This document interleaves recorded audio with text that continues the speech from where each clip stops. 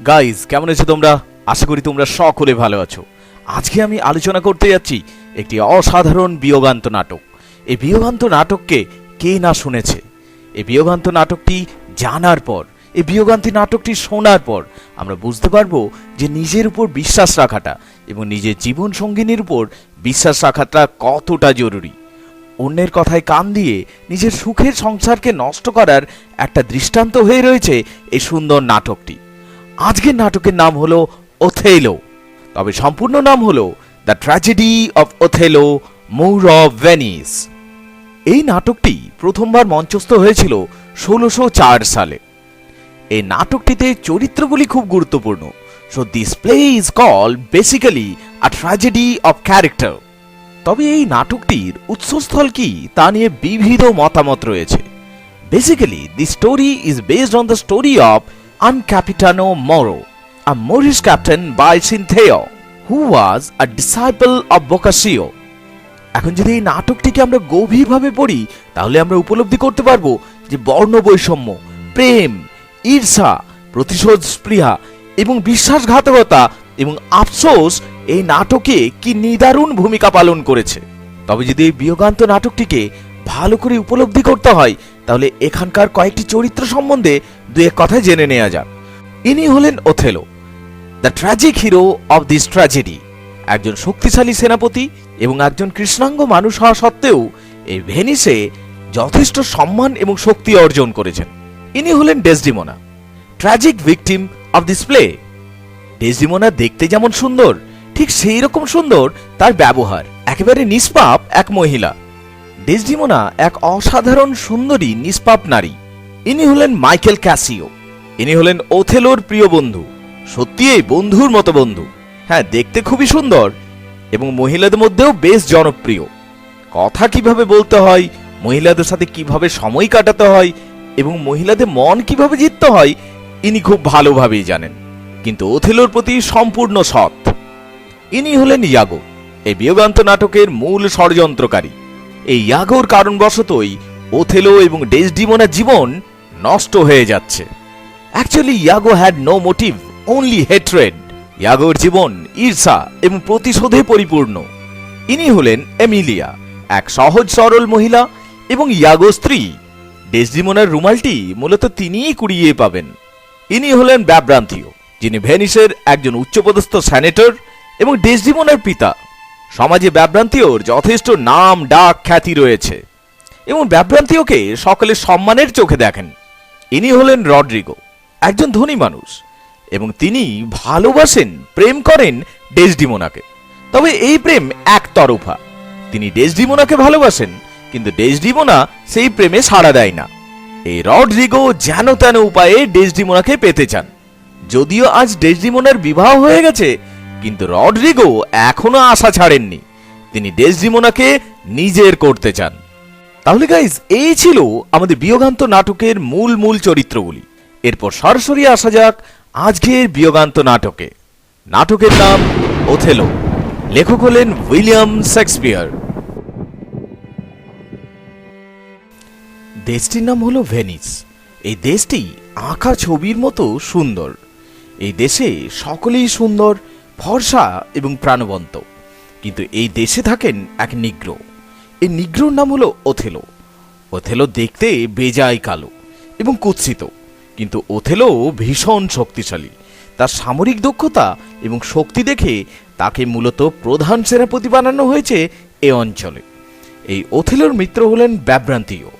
ব্যাব্রান্থিও হলেন একজন ধনী সেনেটর। এই ব্যাব্রান্থিওর সমাজে অনেক নামডাক। ওথেলো ব্যাব্রান্থিওর বাড়িতে প্রায় শতই আসতেন ব্যাব্রান্থিওর সাথে গল্প করার জন্য। ব্যাব্রান্থিওর এক সুন্দরী মেয়ে ছিল। এই মেয়ের নাম ছিল ডেসডিমোনা। যেমন তার সুন্দর রূপ তেমনি তার সুন্দর ব্যবহার। অনেক সময় ওথেলো এসে অপেক্ষা করতেন ব্যাব্রান্থিওর জন্য, কিন্তু ব্যাব্রান্থিও বিভিন্ন কাজের কারণবশত ব্যস্ত থাকতেন। ব্যাব্রান্থিওর অনুপস্থিতিতে ডেসডিমোনা গল্প জুড়ত ওথেলোর সাথে। ওথেলো প্রায়শতই গল্প করতেন ডেসডিমোনার সাথে এবং তিনি নিজের বিভিন্ন অভিজ্ঞতার কাহিনী শোনাতেন ডেসডিমোনাকে। কিভাবে ওথেলো নরখাদকদের হাত থেকে রক্ষা পেলেন, কিভাবে বিভিন্ন যুদ্ধক্ষেত্রে নিশ্চিত মৃত্যুর হাত থেকে রক্ষা পেলেন, এই সমস্ত কথা তিনি প্রায়শই শোনাতেন ডেসডিমোনাকে। ডেসডিমোনাও রোমাঞ্চিত হতেন এই সমস্ত অতীতের ঘটনা শুনে। ক্রমে ডেসডিমোনা এবং ওথেলোর মধ্যে বন্ধুত্ব গড়ে উঠল এবং এই বন্ধুত্ব শীঘ্রই প্রেমে রূপান্তরিত হলো। ওথেলো এবং ডেসডিমোনা একে অপরকে ভালোবেসে ফেললেন এবং গোপনে বিবাহ করলেন। ওথেলো এবং ডেসডিমোনা গোপনে বিবাহ করলেন, কিন্তু এই ঘটনা বহুদিন লুকায়িত রাখলেন। অন্যদিকে আমরা দেখতে পাই রডারিগোকে, যিনি দৃশ্যতই আজ হতাশ হয়ে এসেছেন ইয়াগোর কাছে। রডারিগো হলেন একজন মূর্খ ধনী ব্যক্তি, যিনি ভালোবাসেন ডেসডিমোনাকে, কিন্তু ডেসডিমোনার গোপনে বিবাহ হয়েছে। এই রডারিগো আজ উপায় খুঁজতে এসেছেন ইয়াগোর কাছে। কিন্তু ইয়াগো হলেন এই গল্পের খলনায়ক চরিত্র। তিনি কথা বলার ব্যাপারে অত্যন্তই নিপুণ। অন্যের মনে কিভাবে সন্দেহ সৃষ্টি হয়, অন্যকে কিভাবে হতাশ করা যায় এবং কিভাবে ষড়যন্ত্রকে বাস্তবায়িত করা হয়, এই সমস্ত ব্যাপারে তিনি খুবই নিপুণ। কিন্তু এ কি, ইয়াগো আজ এত হতাশ কেন? মূলত এই খলনায়ক চরিত্রটি আজ প্রচন্ড ক্রোধিত হয়ে রয়েছেন ওথেলোর প্রতি। ওথেলো হলেন প্রধান সেনাপতি এবং ইয়াগো কাজ করেন ওথেলোর নিচে। কিন্তু এই তো কিছুদিন আগে ওথেলো ইয়াগোর পরিবর্তে ক্যাসিওর পদমর্যাদা বৃদ্ধি করেছেন। এতে ইয়াগো আরোই বেশি ক্রোধিত হয়েছেন। ইয়াগো যেন তেন উপায়ে যেন এর প্রতিশোধ নিতে চান ওথেলোর উপর। এখন রডারিগো এসে পৌঁছালেন এই ইয়াগোর কাছে এবং রডারিগো ইয়াগোকে যখন ডেসডিমোনার সাথে ওথেলোর গোপন বিবাহের কথা বললেন, তখন ইয়াগো যেন হাতে চাঁদ পেলেন। ইয়াগো একটা সুবর্ণ সুযোগ পেলেন নিজের প্রতিশোধ নেওয়ার। তিনি রডারিগোকে পরামর্শ দিলেন যেন রডারিগো গোপনে ব্যাব্রান্তিওকে সবকিছু জানিয়ে দেয় এবং ইয়াগোর পরিকল্পনা অনুযায়ী ব্যাব্রান্তিওকে সবকিছু জানিয়ে দেয়া হলো। ব্যাব্রান্তিও জানতে পারলেন যে তার নিজের মেয়ে ডেসডিমোনা, নিষ্পাপ ডেসডিমোনা নাকি সেই ওথেলোকে বিয়ে করেছেন। তিনি তো রেগে আগুন হয়ে উঠলেন। ব্যাব্রান্তিও হলেন একজন সেনেটর, সমাজে নাম ডাক আছে, আর সেই ব্যাব্রান্তিওর কন্যা নাকি বিয়ে করেছে ওই কালো ওথেলোকে। ব্যাব্রান্তিও সোজা উপস্থিত হলেন ডিউক বা জমিদারের কাছে। তিনি অভিযোগ করলেন যে ওথেলো নামক নিগ্রোটি তার মেয়ের উপর কালা জাদু প্রয়োগ করেছে এবং তার নিরীহ নিষ্পাপ মেয়েকে ভুলিয়ে নিয়ে গেছে। তাই ডাকা হলো ওথেলোকে। ওথেলো উপস্থিত হলেন রাজসভায়। সকলের সামনে জমিদার মহাশয় জিজ্ঞেস করলেন ওথেলোকে, তুমি কি ব্যাব্রান্তিওর কন্যাকে ভুলিয়ে নিয়ে গেছো, তার উপর কালা জাদু করেছ? ওথেলো এই অভিযোগকে সম্পূর্ণ অস্বীকার করলেন। ওথেলো ভরা সভার সামনে সত্য ঘটনাটি তুলে ধরলেন। তিনি বললেন, ডেসডিমোনা এবং আমার মধ্যে প্রেম রয়েছে এবং প্রেমের কারণবশতই আমরা বিবাহ বন্ধনে আবদ্ধ হয়েছি। আমার কথা গল্প শুনে ডেসডিমোনা আমাকে ভালোবাসতে শুরু করে এবং তারপরেই শুরু হয় আমাদের প্রেমালাপ এবং এই ভালোবাসার কারণবশতই আমরা একে অপরকে বিবাহ করেছি। ব্যাব্রান্তিও কিন্তু এই গল্প একেবারেই মানতে চাইলেন না। তাই শেষ পর্যন্ত ডাকা হলো ডেসডিমোনাকে।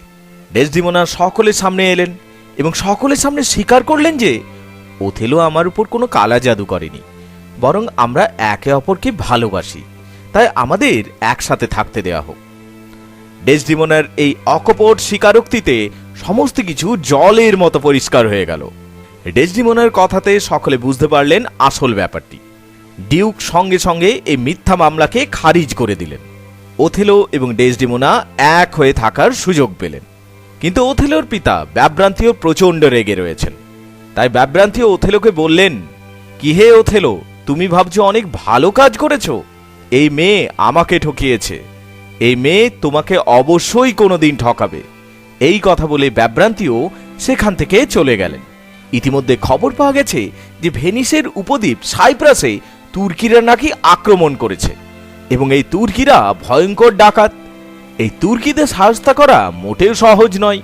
তাই ওথেলোকেই যেতে হবে এই তুর্কিদের সাহায্য করার জন্য। এখন ডেসডিমোনাকে নিয়ে হলো সমস্যা। ডেসডিমোনার পিতা ব্যাব্রান্তিও মোটেও রাখবেন না। এখন ওথেলো যুদ্ধক্ষেত্রে ব্যস্ত থাকবেন, তাহলে ডেসডিমোনা থাকবেন কোথায়? ডেসডিমোনা বললেন, আমি ওথেলোর সাথেই যুদ্ধক্ষেত্রে যাব। কিন্তু ওথেলো ভাবলেন, যুদ্ধক্ষেত্রে ডেসডিমোনাকে নিয়ে গেলে ওথেলো পুরোপুরি যুদ্ধক্ষেত্রে মন দিতে পারবেন না। তাই ওথেলো নিজের প্রিয় বন্ধু মাইকেল ক্যাসিওকে ডাকলেন। তিনি মাইকেল ক্যাসিওকে ডেসডিমোনার দায়িত্ব দিলেন। তিনি মাইকেল ক্যাসিওকে বললেন, যুদ্ধ চলাকালীন আমি যুদ্ধে ব্যস্ত থাকব, ওই কয়েকটি দিন তুমি ডেসডিমোনার যত্ন করবে, ওই কয়েকটি দিন তুমি ডেসডিমোনার নিরাপত্তার দায়িত্বে থাকবে। অর্থাৎ আমি যখন তুর্কিদের নৃশংসভাবে হত্যা করব যুদ্ধক্ষেত্রে, তখন তুমি ডেসডিমোনার যত্ন করবে। এই কথা বলে ওথেলো যুদ্ধে মনোনিবেশ করলেন এবং ডেসডিমোনার হার নিজের প্রিয় মিত্র মাইকেল ক্যাসিওর উপর ছেড়ে দিলেন। সমুদ্রযাত্রার বেশ কয়েকটি দিন এইভাবেই কেটে গেল। ওথেলো যখন সুসজ্জিত হয়ে যুদ্ধ করার উদ্দেশ্য নিয়ে, তুর্কিদের ধ্বংস করার উদ্দেশ্য নিয়ে যখন সাইপ্রাস দ্বীপে এসে পৌঁছালেন, তিনি দেখলেন তুর্কিরা ইতিমধ্যে মরে পড়ে রয়েছে। এখন প্রশ্ন হলো, তুর্কিরা মারা গেল কি করে? বস্তুতপক্ষে এক প্রচণ্ড ঝড় এসেছিল। সেই প্রচণ্ড ঝড়ে তুর্কিদের জাহাজগুলি ডুবে যায় এবং জাহাজগুলি ভেঙে যাওয়ার সাথে সাথে তুর্কিরা দুর্যোগের কবলে পড়ে প্রায় ধ্বংস হয়ে যায়। অর্থাৎ এক কথায় বলতে গেলে ওথেলো নতুন দ্বীপে পৌঁছালো এবং বিনা যুদ্ধে জয়লাভ করল। ওথেলোর সৈনিকরাও প্রচণ্ড খুশি, সেনাপতি বিবাহ করেছেন এবং বিনা যুদ্ধে আবার জয়লাভ। তাই এই খুশির উৎসবে সকলে ওথেলোর কাছে এক ভোজ চেয়ে বসল। নববিবাহিত ওথেলো এবং ডেসডিমোনা এই সমস্ত ভোজের দায়িত্ব দিয়ে দিল মাইকেল ক্যাসিওকে। অর্থাৎ সমস্ত ভোজের দায়িত্ব এসে পড়ল ওথেলোর প্রিয় বন্ধু মাইকেল ক্যাসিওর হাতে। যথারীতি ভোজ শুরু হলো এবং ভোজের দায়িত্বে থাকলো মাইকেল ক্যাসিও। তৎকালীন নীতি অনুযায়ী যিনি কোনো দায়িত্বে থাকতেন তিনি কোনো মদ্যপান করতে পেতেন না। স্বাভাবিকভাবে মাইকেল ক্যাসিও দায়িত্ব পেয়েছিলেন এই ভোজ কার্যকে সুষ্ঠুভাবে সম্পাদন করার জন্য, এবং মাইকেল ক্যাসিও খুবই দক্ষতার সাথে সমস্ত কিছু আয়োজন করলেন। কিন্তু এত সমস্ত কিছু দেখে ইয়াগোর মন ঈর্ষাতে জ্বলে উঠল। ইয়াগো এক পরিকল্পনা বানালেন এবং সেই পরিকল্পনাতে তিনি তিনজনকেই ধ্বংস করতে চান। ইয়াগো ওথেলোকেও ধ্বংস করবেন, ডেসডিমোনাকেও ধ্বংস করবেন এবং এই আহাম্মক মাইকেল ক্যাসিওকেও ধ্বংস করবেন। এবং সেই পরিকল্পনা নিয়ে তিনি উপস্থিত হলেন মাইকেল ক্যাসিওর সামনে।